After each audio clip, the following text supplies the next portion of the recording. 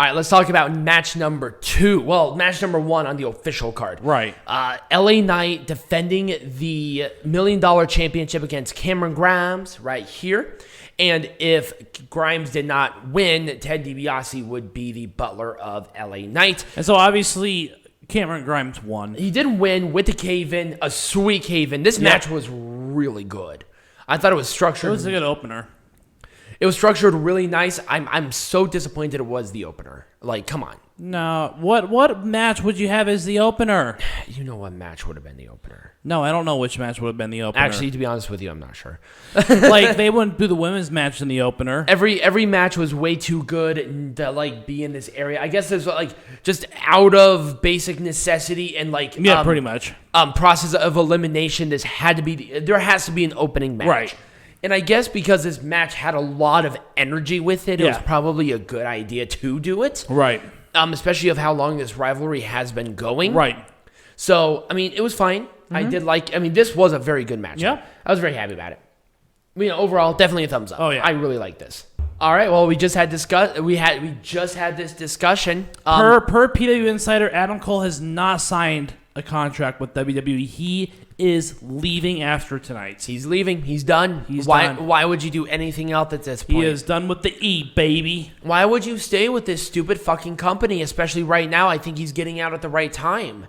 But on a positive note, Kyle O'Reilly is slated to be the next opponent for Samoa Joe. Oh, really? Okay, that'd be sweet. I hope so. Well, he did win this very high-profile match. He has to. Yeah. There's no other person that can take this spot right now. Right. Here's my thing. It's hard to know what I would do to make this more majestic. Other than the steel cage stipulation, I would have changed that slightly to something maybe a little more akin to this rivalry. Right. Like last man standing, unsanctioned. This should have been the main event, but I understand why it's not the main event now. Right. Maybe even like a false count anywhere where there's maybe a little bit of a hint that he's out the door. Yeah. Because really his exit, if that was his actual exit, it was a wet fart in church. Yeah. Like, it just was not good. Right. I probably would have done something maybe a little bit different. Hell, even if Adam Cole was leaving, I still would have had a proper send-off for him no matter what. Right. I just would. And that would just be me personally. And also, it would have been a really good moment for the very ending for Cole to leave on the high note. Because really, he really carried the entire pandemic era for NXT. Not when Nick Khan is at the helms. Nope. You leave on a low note with him. I know. It sucks because he just left off limping. It's like, what the fuck was that? Yep. Whatever. Anyway, I couldn't have booked this better. I thought it was fine. I thought the skits were really funny. Yep. They were very entertaining. These two have great chemistry. Oh, yeah. I do like the incorporation of the $1 Million Champion. I maybe would have chosen like the North American, maybe something that's sanctioned. Who is the North American champion? Isaiah Swerve Scott is. Oh.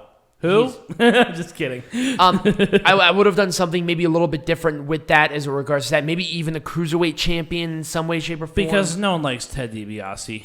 Yeah, he's kind of a scammer. He's a piece of shit. Nobody should actually cheer for him. But I think the right person won, and I thought that the ending was great. Yep. The structure of the match was wonderful. Yep. So this was majestic. This was great. Mm-hmm. I couldn't have done anything better. Oh, God, I wouldn't have touched a damn thing on this entire rivalry, including the promos, including the backstage stuff, including the match. Yeah. Nothing. It was just... Now, the only thing is I think it felt a little rushed. I feel like maybe Dakota Kai could have sent some of her new lackey friends to go after her. Maybe prolong the rivalry out a little bit longer. I don't think Dakota Kai had some other lackeys. I don't think so. But she could make some new lackeys. Right. But anyways, that's my point. My point is this rivalry was so great going into it that I wish I want to see more. I wanted to see more. And I feel like if they go any longer with it, it'd be kind of a waste. But, again, got Kaylee Ray coming back. Right. So, well, not even coming back. This is her first time coming to NXT, right. Okay. Considering the circumstances, it's fine. I would not have had Karrion Kross be on Raw until he lost the belt. Well, I felt like that was a huge mistake. Thank God they got rid of the gladiator shit. That's probably what I would have done.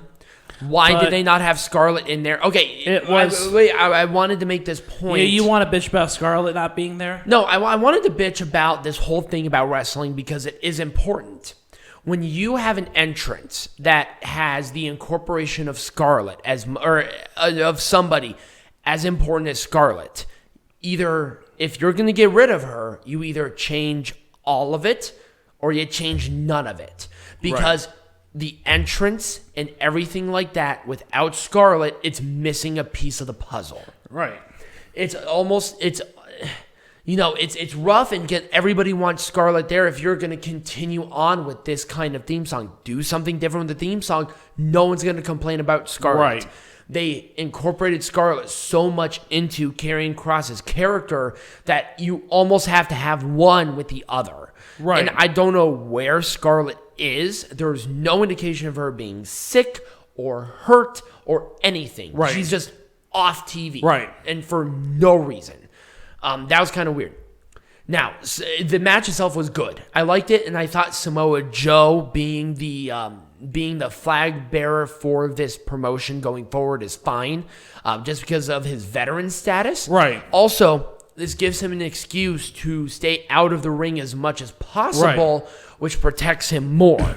And I think that's kind of what their point is to make sure that he doesn't wrestle too much. But he's a transitional champion. Mm-hmm. He will not have it for too much longer.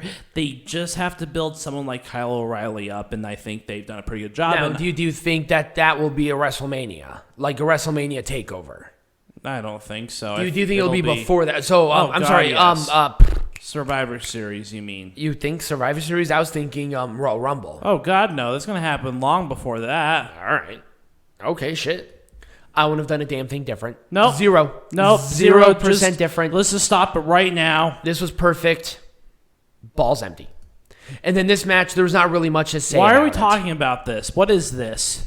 It was a match. What? That's how you make this shit Majestic again. People, this shit is not hard. But when we come back, Peanut Gallery, what are we talking about? We're going to talk about my theory about the eras of NXT. Because we're going into a new one. So stay tuned for that. All right.